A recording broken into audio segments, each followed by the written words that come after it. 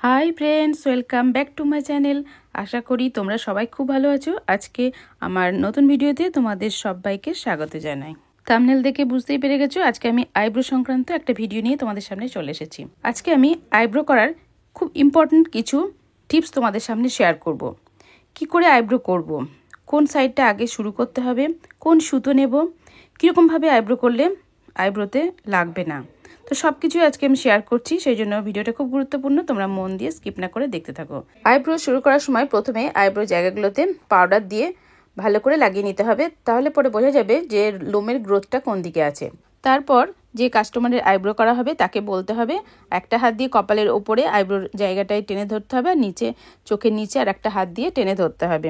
এবারে শুরু করতে হবে আইব্রো করা। তো স্টার্টিং করতে হবে কোন জায়গা থেকে, না স্টার্টিং পয়েন্ট বলছে যেখানটা টিপ পড়া হয় তারপরেই আইব্রোটা শুরু হয়, সেখান থেকে আইব্রো প্লাগ করতে করতে যেতে হবে, তারপরে মিডল পয়েন্ট, তারপরে এন্ডিং পয়েন্টে যেতে হবে। তুমি দেখতেই পাচ্ছ প্রথম থেকে আমি শুরু করে দিয়েছি এখানটাতে আইব্রো করতে।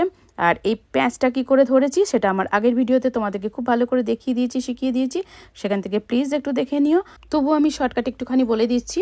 সুতো দুটো দিক আছে, দিকের মধ্যে একটা আমি মুখে নিয়ে দাঁতের সাথে চেপে ধরেছি, আর একটা বাঁ হাতে সুতোটাকে নিয়েছি, আর ডান হাতে কিন্তু প্যাঁচ করে নিয়েছি, 4-5টা প্যাঁচ করে নিয়েছি। প্যাঁচের ভেতরে লোমটাকে ঢুকিয়ে তারপরে টেনে তুলতে হয়।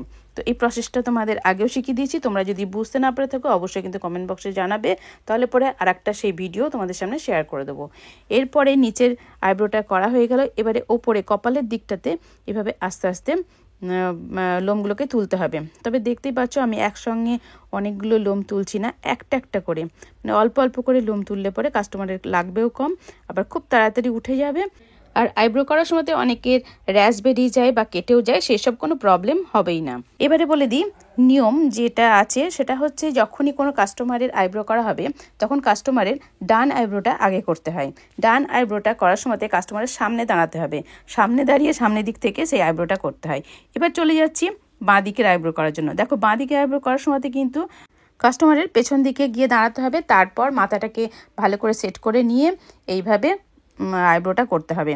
যদি আমি সামনের দিক থেকে বাঁ দিকের আইব্রোটা করতে থাকি তাহলে পরে কিন্তু লোমের যে গ্রোথ আছে সেই গ্রোথের দিকেই সুতোটা যাবে, তখন কিন্তু লোমটা উঠবে না। সেই জন্য পেছন দিকে গেলে লোমের গ্রোথের উল্টো দিকে সুতোটা বসাতে পারবো, তাহলে পরে লোমটা কিন্তু তাড়াতাড়ি উঠে যাবে। সেই জন্য পেছন দিকে গিয়ে আইব্রোটা করতে হয়।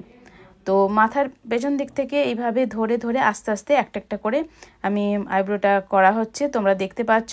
তবে খুব ক্লোজ করে দেখাচ্ছি, খুব ধীরে ধীরে এই জায়গাটা আমি তোমাদের দেখিয়ে দিচ্ছি কীরকমভাবে প্যাচের মধ্যে ঢোকাতে হচ্ছে। ডান হাতে যে প্যাচটা করেছি বড় ফাঁক করে নিয়ে তার ভেতরে লোমটাকে ঢুকিয়ে তারপরে কিন্তু প্রেস করে সেগুলোকে তুলে দিচ্ছি লোমগুলোকে। এবারে বলতে পারো বন্ধুরা যে হ্যাঁ সামনে দিয়েও তো আমি করতে পারি। হ্যাঁ করতে পারো, ঠিক কথা, সামনে দিয়েও যদি আইব্রো করো বাঁ দিকের আইব্রোটা, সেক্ষেত্রে তোমাকে বাঁ হাতে প্যাচটা করতে হবে, তাহলে পরে কিন্তু তোমার উল্টো রোকে লোমগুলোকে তুলতে হবে। কারণ যেদিকে লোমের গ্রোথ আছে সেদিকে টানলে কিন্তু হেয়ারগুলো গোড়ার থেকে উঠে আসবে না, ছিঁড়ে যেতে পারে বা ওপর থেকে কেটে যেতে পারে, কিন্তু ভেতর থেকে উঠে আসবে না। তাহলে সেক্ষেত্রে আইব্রোর লোমটা মানে খুব তাড়াতাড়ি বেরিয়ে যাবে, মানে 7 দিনের মধ্যে আবার হয়তো গ্রোথ হয়ে গেল, এরকম কন্ডিশন চলে আসবে।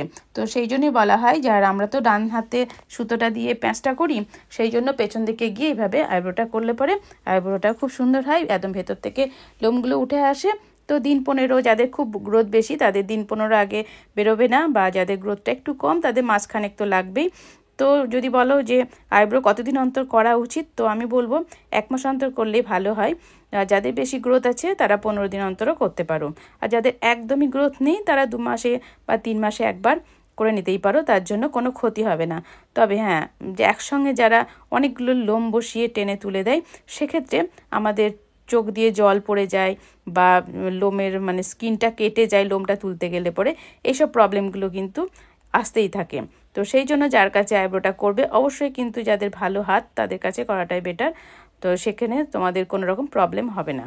আইব্রো করার সময় কপালের ওপরে মানে আইব্রোর কাছাকাছি যে কপালের যে লোমগুলো থাকে সেগুলোকে কিন্তু তুলে দিতে হয়। আর আমরা যেখানে টিপ পরি সেইখানটায় কিন্তু টিপের আঠা লেগে যায় এই লোমগুলো থাকলে, সেই জন্য কপালের এই মাঝখানটার লোমটাকে তুলে দিলে ভালো হয়। টিপ টিপ পড়লে তখন আর লোমটা এক জায়গায় লেগেও থাকবে না, তার থেকে আর কোনো রকম স্কিনের প্রবলেমও হবে না।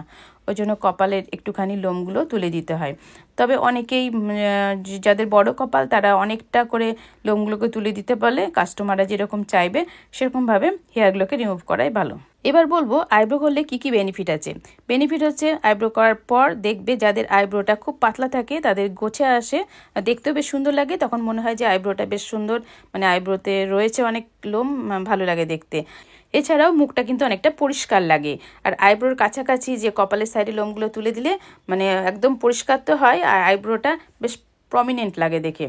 এবারে সেটিং করে নেবে সবসময় পেছন দিক দিয়ে আইব্রো সুতো বসিয়ে যখন আইব্রো করা হবে সেইখানে তুমি কিছুটা হয়ে যাওয়ার পর কাস্টমারের সামনের দিকে এসে দেখতে হবে ভালো করে যে আইব্রোটা ঠিকঠাক হয়েছে কিনা। যদি এক আধটা লোম থেকে থাকে তাহলে সেক্ষেত্রে কিন্তু আবারও আর একবার চেক করে নিয়ে সুতো বসিয়ে লোমগুলোকে তুলে দিতে হবে। সেই জন্য বারবার মানে কাস্টমারকে একটু দেখিয়ে নিতে হবে যে সে কতটা ঠিক চাইছে, সরু চাইছে না মোটা চাইছে, সে তার উপর ডিপেন্ড করে আইব্রোটা করা উচিত। এবারে দেখো কিছু কিছু হেয়ার থাকে একটু লম্বা, এই কর্নারের সাইডে বেশি থাকে, তো সেগুলোকে কাঁচি দিয়ে কেটে দেওয়া হচ্ছে দুটো সাইডেরই এইভাবে, বা চিরুনি দিয়ে আগে আঁচড়ে নিতে পারো এই চুলগুলোকে, দিয়ে তারপরে আস্তে আস্তে কেটে দিলে পরে কিন্তু খুব সুন্দর সেটিং হয়ে যায়। তারপরে যদি কিছু লোম এদিক ওদিক থাকে সেটা সুতো বসিয়ে সেগুলোকে তুলে দিতে হয়। তো মুখটা তো পরিষ্কার হয়েই যায়, কপালটা পরিষ্কার হলে মুখটাও দেখতে ভালো লাগে। তো এতগুলো বেনিফিট আমরা পাই। আর থ্রেডিং করে যদি আইব্রোটা করা হয় সেক্ষেত্রে লোমের গ্রোথটা একটু ডিলে হয়, মানে হচ্ছে কিছুদিন পর মানে বেরোয়। আইব্রো করার সময় আমি এখানে সবুজ রঙের যে সুতো থাকে সেটা দিয়ে আইব্রোটা করলাম, তাতে খুব স্মুথলি আইব্রোটা করা হয়ে যায়। তো আমার এই ভিডিওটা যদি ভালো লেগে থাকে তাহলে লাইক, কমেন্ট, শেয়ার এবং সাবস্ক্রাইব করার পাশেই থেকো। নেক্সট ভিডিওর সাথে আবারও দেখা হবে। Tata, bye bye.